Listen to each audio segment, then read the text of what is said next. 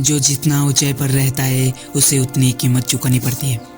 ये स्टोरी एक बाज की रियल स्टोरी पे आधारित है, जो आपके इनके संघर्ष के बारे में सुनकर चौंक जाओगे। हर बाज की जिंदगी में बढ़ती उम्र के साथ ऐसा समय आते हैं जहाँ उसके सामने पहले दो रास्ते होते हैं, एक सरल और तीसरा रास्ता कठिन और पीड़ा देने वाले होते हैं। लेकिन बाज पीड़ा चुनता है और यही से शुरू होता है एक बाज की पुनर्जन्म।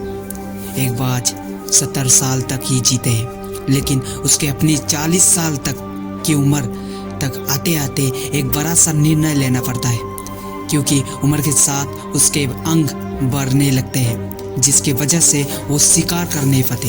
पंजे लंबे और लचीले हो जाते हैं, जिस वजह से शिकार पर पकड़ बनाने में मुश्किल होते हैं। चोंच आगे की ओर मुड़ जाते हैं, जिस वजह से भोजन निगलने में मुश्किल होते हैं। पंख भारी हो जाते हैं और पूरी तरह खुल नहीं पाते, जिस वजह से ऊंची उड़ान नहीं भर पाते। तो आप इन मुश्किलों से बाहर आने के लिए बाज के पास सिर्फ 3 रास्ते होते हैं। पहला, या तो वो अपना शरीर छोड़ दे, फिर से पहले की तरह आसमान की बादशाह बनाए।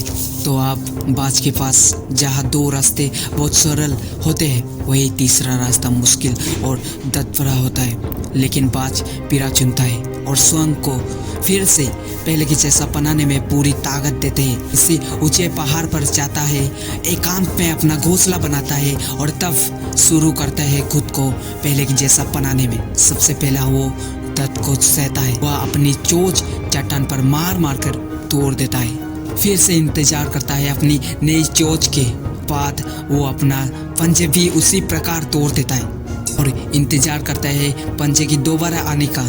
इस प्रकार कुछ समय के बाद धीरे धीरे बाज की नई चोंच और पंजे फिर से आने शुरू हो जाते हैं और अब वो बाज अपने भारी पंखों को एक एक कर नोच नोच कर अलग कर देता है और फिर इंतजार करता है पंखों के फिर से आने का। इस तरह 150 दिन की पीड़ा और इंतजार के बाद अब फिर से मिल जाती है उसके एक नया जिंदगी। फिर से भरता है एक आसमान के बादशाह जैसी उड़ान। इस तरह वह कठिन और पीड़ा भरा रास्ता चुन के फिर से एक नया जन्म होता है। इस तरह वो 30 साल और जीते हैं। इसी तरह इंसान के जीवन में भी ऐसा मोड़ आते हैं जब उसके पास 3 रास्ते होते हैं, जिंदगी और मौत के साथ समझौता कर लेना, या फिर अपने कंफर्टेबल जोन में घुसे रहना, या फिर मुश्किल रास्ता चुनकर अपने जीवन को लक्ष्य की ओर हासिल करना, कामयाबी की बुलंद पर चलना। तो दोस्तों, फैसला आपके हाथों में है कि आप अपनी ज़िंदगी में कौन सा रास्ता चुनना चाहिए।